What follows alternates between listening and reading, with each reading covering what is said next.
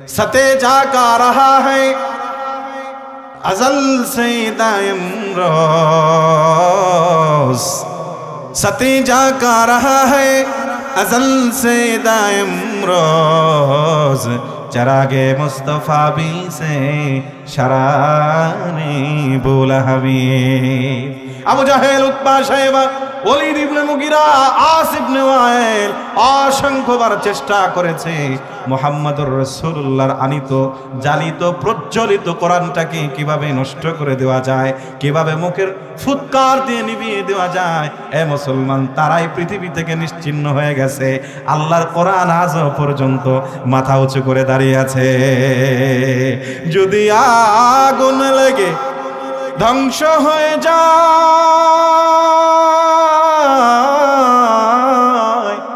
ধ্বংস হয়ে যায়, ও যদি আগুন লেগে ধ্বংস হয়ে যায় সব বইয়ের দোকান, তবে বিশ্ব থেকে হারাবে না পবিত্র কোরআন। আরে কিভাবে করবে ধ্বংস আগুনের তেজ, সারা বিশ্ব ভরে ছড়িয়ে আছে কোরআনের হাফেজ।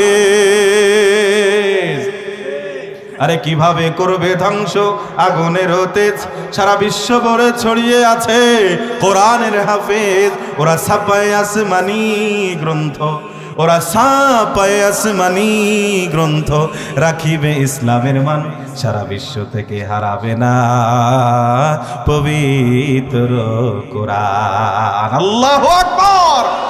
ভাইরা আমার, এই জন্য বলতেছিলাম আল্লাহর কোরআনকে আবু জাহেল, উতবা, শাইবা চেষ্টা করেছে কিভাবে নষ্ট করে দেওয়া যায়, তারা পারে নাই। আজকে আবু জাহেল, উতবা, শাইবাদের প্রেতাত্মা যারা আছে ওরাও চেষ্টা করতেছে, মাগার পারবে না। আবু জাহেল, উতবা, শাইবা, ওলীদ ইবনে মুগিরা আজ থেকে 1450 বছর আগে কোরআন প্রচারে বাধা দিত। আল্লাহ তাআলার কোরআন প্রচারে তারা বাধা দিত। মুহাম্মদুর রাসূলুল্লাহর পথে তারা কাটা বিছাতো। মুহাম্মদুর রাসূলুল্লাহকে অকথ্য নির্যাতন করত। আমার মুসলমানেরা, বর্তমান সময়ে যারা কোরআন প্রচারে বাধা দেয়, কোরআনের মাহফিলে 144 জারি করে, কোরআনের মুফাসসিরদের সঙ্গে বেয়াদবি করে, কোরআনের মুফাসসিরের বক্তব্যের মাঝে তারা বক্তব্য দেয়, খোদার কসম করে বলছি ওদের শরীরের মধ্যে আবু জাহেলের রক্ত আছে। ভাইরা আমার, গভীর মনোযোগ দেন।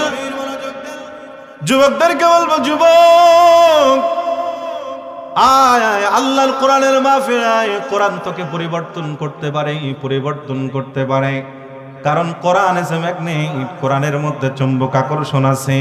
কোরআন মানুষের অন্তরের সাথে ছোঁয়া লেগে, কোরআন মানুষের অন্তরের সঙ্গে স্পর্শ করে মানুষের অন্তর থেকে কুফর, শিরক, বেদাত সব বের করে দিয়ে, কুফর, শিরক সব বের করে দিয়ে একজন বান্দাকে আল্লাহর খাঁটি গোলামে পরিণত করে দেয়। কথা কোন ঠিক কিনা? বর্তমান সময়ে কিছু বুদ্ধিজীবী আছে, যেই বুদ্ধিজীবীরা আমার যুবকদেরকে কোরআনের মাহফিল থেকে দূরে সরায় নিয়ে যেতে চায়। বুদ্ধিজীবী ছিলেন আপনারা? কে কে বুদ্ধিজীবী ছিলেন একটু হাত তুলে দেখান। কি বুদ্ধিজীবী ছিলেন না আপনারা? আরে আপনারা কি আমার ভাষা বুঝেন? আমি বুঝতেছি না, তবে তো মনে আছে আমি গোরস্থানে বসে ওয়াজ করতেছি। একটু কথা বলতে হবে তো আমার সাথে। আমি তো যদি আপনাদের এলাকায় নতুন, কিন্তু আমার ফরিদপুরে তো আমি খুব পুরন বক্তা। আমার নাম শুনলে তো এরকম কিছু মানুষ আগে থেকে বসে থাকে ওয়াজ শোনার জন্য। এবাজানেরা, ভাষা না বুঝলে একটু সমস্যা আছে। আচ্ছা, আমরা বলমারির মানুষ, বলমারির মানুষ পানিরে পানি কই, আপনারা শ্রীপুরের মানুষ পানিরে কি কন? পানি কন। বাংলাদেশে একটা জেলা আছে, নাম হলো ফেনী। নাম কি? ওরা পানিরে পানি কয় না, পানিরে কয় হানি। কথা কন ঠিক কিনা? আমার ফরিদপুরের এক বক্তা ওয়াজ করতে গেছে ফেনীতে। ফেনীর কাঁচা বাজারে সুন্দর সুন্দর পাকা পাকা পেঁপে সাজায় রাখছে। তো বক্তা সাহেবের পেঁপে দেখে লোভ সামলায় না, প্রাইভেট করে গ্লাসটা একটু নামাইয়ে আঙ্গুল দিয়ে ইশারা করে বলতেছে, দোকানদার তোর দোকানের হেহে কত করে কেজি, আমার এক কেজি হেহে দে। দোকানদার আশ্চর্য হয়ে গেছে, ডাক দিয়ে বলতেছে, হুজুর বাপ দাদা 14 গোষ্ঠী এখানে 24 বছর যাবত ব্যবসা করি, আজ পর্যন্ত হেহে চোখে টাকা দূরের কথা নামও তো শুনি নাই।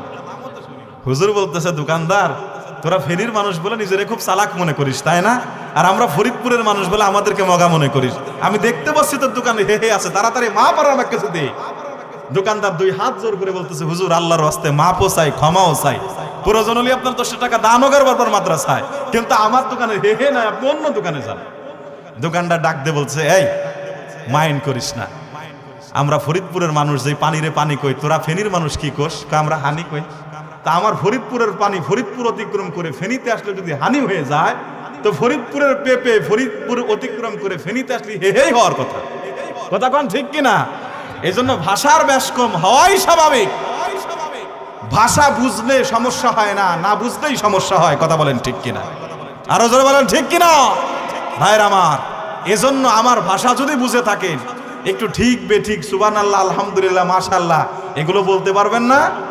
আমার যেন সামনে মনে না হয় যে আমি গোরস্থানে বসে ওয়াজ করতেছি। ওয়াজ জিন্দা মানুষের জন্য। কাদের জন্য? আরো জোরে বলেন কাদের জন্য? জিন্দা মানুষের জন্য ওয়াজ। সুতরাং ওয়াজ শুনতেও হবে জিন্দা মানুষের মতো। ঠিক আছে ইনশাআল্লাহ? তাহলে বর্তমান যুব সমাজদেরকে উচিত ছিল কোরআনের মাহফিলে আকর্ষণ করা, কোরআনের মাহফিলের দিকে ডেকে আনা, কোরআনের মাহফিলের দিকে তাদেরকে মাইল করা।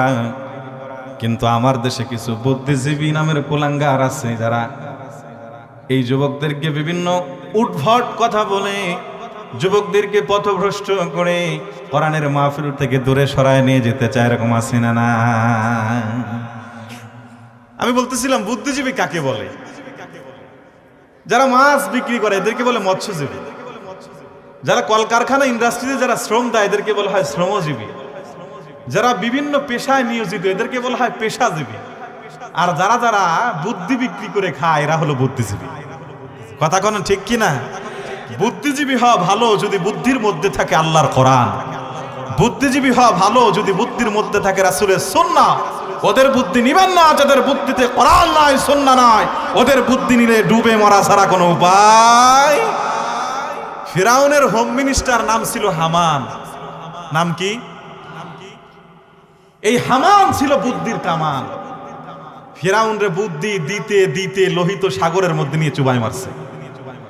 আমরাও বিগত সময় দেখছি আমাদের পাশেও কিছু বুদ্ধিজীবী ছিল, আমাদেরকেও বুদ্ধি দিয়ে চক্রান্তর ষড়যন্ত্র করে আমাদেরকেও চুবাই মারছে। ভবিষ্যতে যারা আমরা আসতেছি আমরাও যদি সতর্ক না হই আমাদেরকেও যে চুবাই মারবে না আর কোনো গ্যারান্টি। সুতরাং সজাগ হতে হবে। যেই সমস্ত বুদ্ধিজীবীদের মাথায় কোরআন নাই হাদিস নাই কবর ভরা, ওদের বুদ্ধি নেওয়া যাবে না। ওদের বুদ্ধি নিলে ডুবে মরা ছাড়া কোনো গতি। ভাইরা আমার,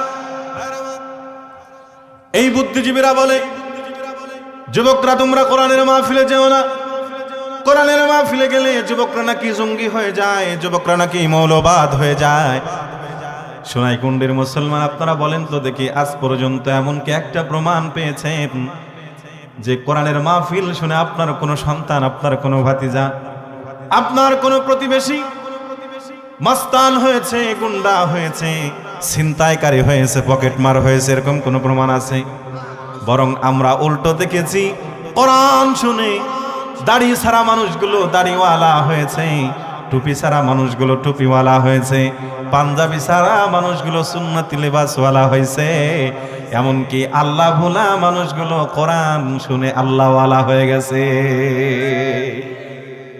এ মুসলমান গভীর মনোযোগ দেন।